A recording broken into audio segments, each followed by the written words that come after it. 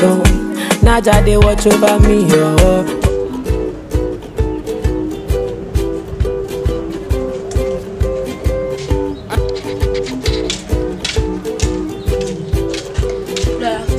Good afternoon. You are going out? Yes, I'm going to the church. We have chorister meeting today. You are going to the church and you are dressed like this. What do you want the pastor to say about this? But there's nothing wrong with my dressing now. Abi said it's not church service. It's just chorister meeting. Okay, come, let's commit your journey to the hands of God. Sister, I don't propose. Hold my hands, let's commit your journey.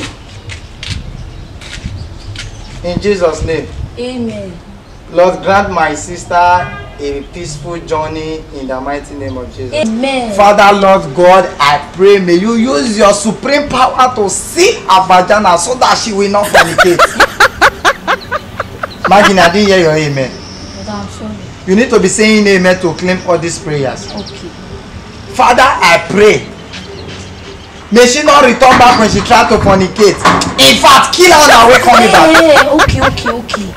God, I'm not going anywhere again, eh? The Holy Spirit just told me to stay at home. I'm not good. So you not go again? No, I'm not good. Idiots. You have to go to meeting. Come and go. You think you are wise. Your body shine like a What bank are we going to? Oh, let's use First Bank. First Bank this week. That reminds me. Why did you lie to mommy yesterday? Are you not aware all liars will go to where? But that is good sometimes to lie. No, it's not good. You are not supposed to lie at all. As a child of God, you are not supposed to lie. Just tell mommy the truth and she will pardon you. Why must you lie? You don't need to lie. Don't do that again. I don't like it. Yes, but that's it.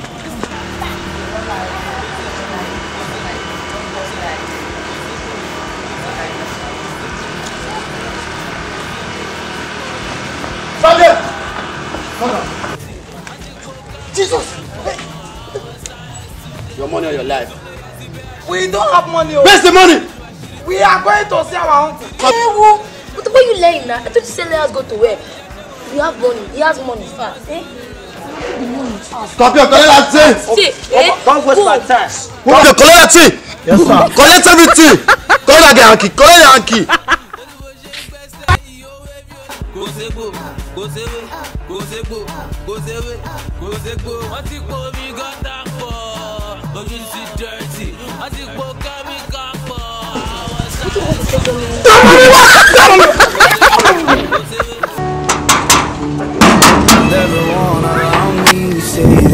Yes.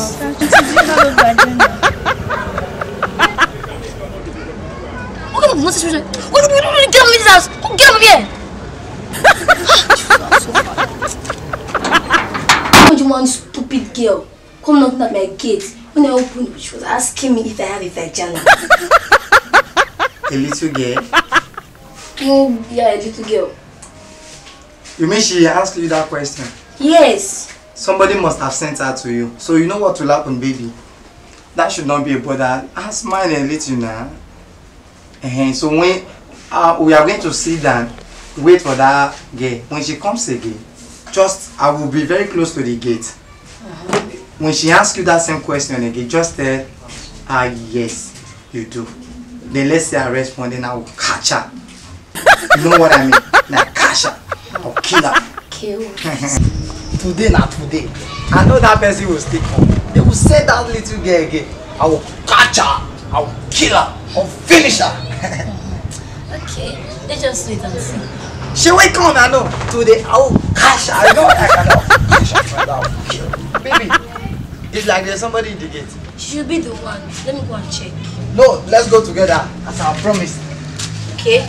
Go say it, go say go, go say it, go say go, go say it, go say go, go say it, go say go. What you call me got that for? But you see dirty. What you call me got for? Our science today. Please, you have a vagina? Yes, I do. Please tell your boyfriend to leave my mommy and now start going with your own. Please tell him I'm begging you. Please, oh, please. Hey! This is what you do about, eh? Thank you viewers for watching that very funny MC Chancellor comedy. See you next Friday. Meanwhile, my uncle became my boyfriend, but that's not the issue.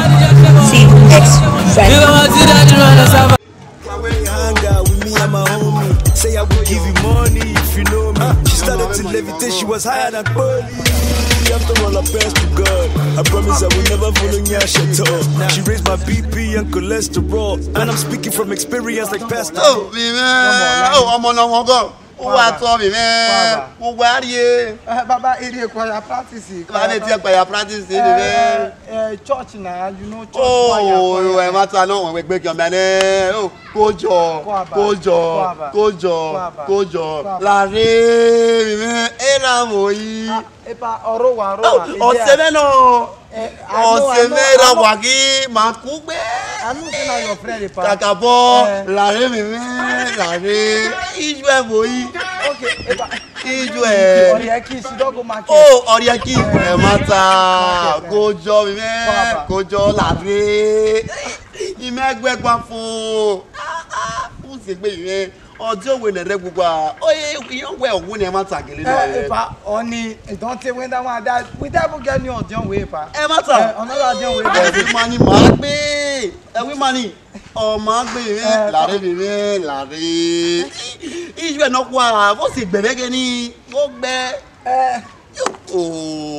he's sick ọ̀nà àgbọ̀ mi ìsìnkì ẹ má tanú à kójọ làbẹ́ mi mẹ́ gbẹgbẹ́ náà mú wẹ̀jì náà wíwá ẹrú lẹ́rí ẹ̀ kóyà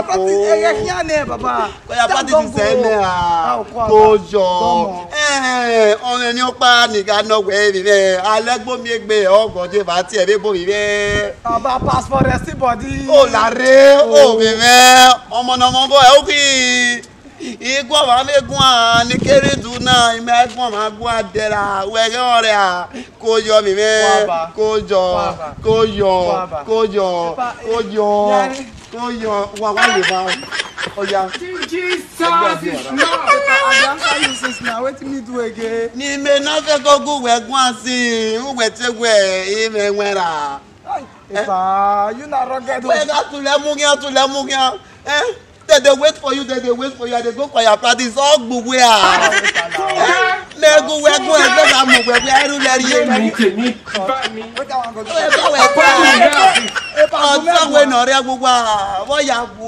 Epa, let me smart you. Come and tell you story. Matter.